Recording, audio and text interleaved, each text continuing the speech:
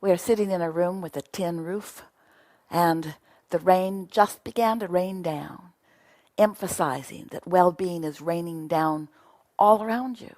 In other words, an instant manifestation that demonstrates to you that the majority of what's going on this planet is still well-being raining down around you. And your cork can float if you will just let it. Now, how do you go about letting your cork float? Some want to take hold of it and just goose it up a little bit. That's not a good idea. We don't want you to try to force anything. Just try to relax a little more. Try to think more positive things about more things. In other words, look for reasons to feel good right where you are. And of course, the easiest way for your cork to really float, for you to really accomplish the receptive mode, the easiest way for you to do that is by quieting your mind altogether. Quieting your mind is not a difficult thing. It's a focus thing. It's a focusing on things not interesting, or focusing on things with not much momentum. In other words, if you do it earlier in the day, it's easier for you to quiet your mind. If you wait until your mind is already activated around many other things, it will be less easy for you. Esther has explained to people she visits with about meditation that sometimes it takes her 4 or 5 or 6 or 7 or 8 or 9 or 10 attempts at refocusing into quiet, because there are already thoughts that have some momentum going and they are attracting her. That's what the point of attraction is accomplishing. But if you can find something to focus upon, you may be able to hear the rain that is raining down, or there may be some sound in your environment that you could focus upon. But if you can find something that calls your attention, but not much of it, like the sound that comes from a fan or an air conditioner, or even the sound that comes from a dripping faucet, or the sound that comes from rain raining on your roof to demonstrate for you that here is something for you to focus upon. If you will focus upon that, your mind will quiet, because your thoughts will slow down, because you are not feeding the momentum.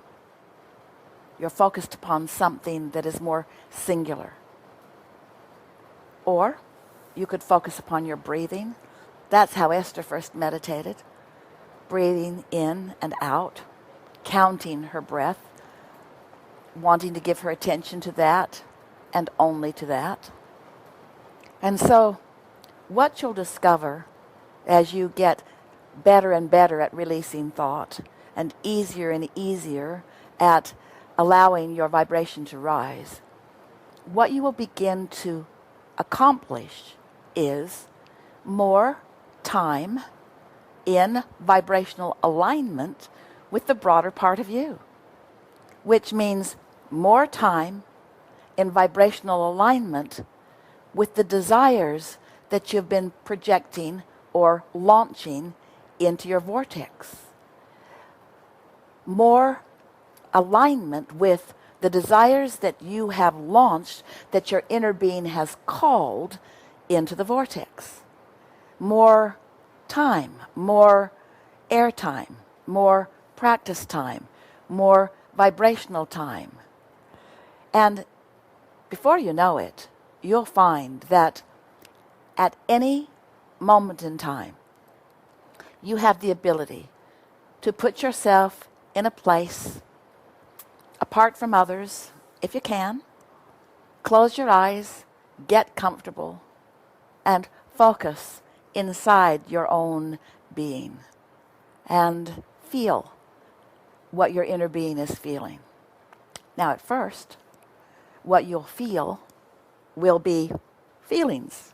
What you'll feel will be emotions. In other words, you may feel ease or maybe some relief initially.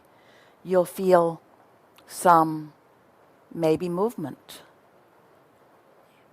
Your inner being may direct movement, and you may be a clear recipient of it. And so you may find yourself moving to the rhythm of what your inner being is offering.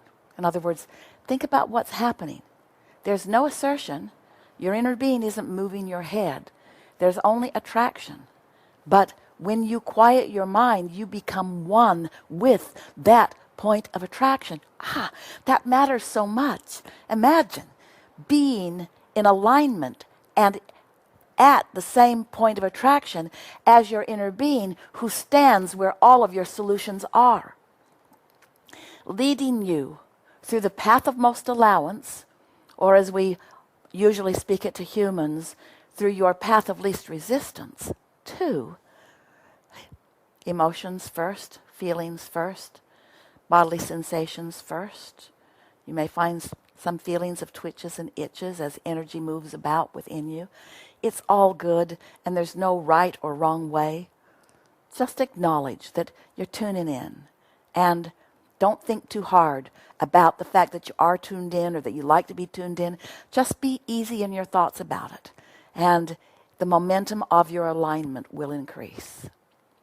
When Esther first began to meditate, she tuned in to us rather quickly.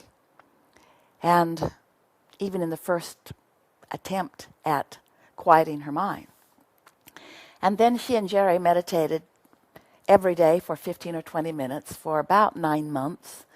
Didn't need to be that long, but they were enjoying it. Each day, wearing comfortable clothing and focusing on their breathing. And as Esther achieved vibrational alignment with us, we began flowing, expressing, streaming. What we really began doing was thinking in a frequency that she could hear. And so thoughts began to occur to her, but she didn't know that they weren't her thoughts because they were being translated by her. In other words, she was the receiver of our thoughts. But we want to be clear. We and you and us, it's our thoughts. In other words, we're thinking them, and if you're getting them, then you're thinking them too. That means you're in alignment. You're in alignment. You're in alignment with the well-being that you've been asking for a long time. You're in alignment with the well-being that you've just been asking for recently. You're in alignment with the collective consciousness well-being that is being asked for globally. In other words, you're tuned in, tapped in, turned on, and thoughts are going to begin to flow to you.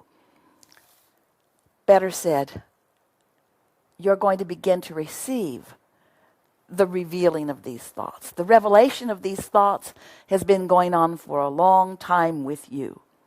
But you are going to be tuned with your floating cork to the frequency of these thoughts. And you're going to feel it. And you're going to know it. And you won't be wondering about it. And the reason you won't be wondering about it is because, especially now, in your now manifested reality, where you are launching stronger desires than ever before, there is a greater gap between where most people are and where their inner being is, and you're going to feel the tuning process happen within you.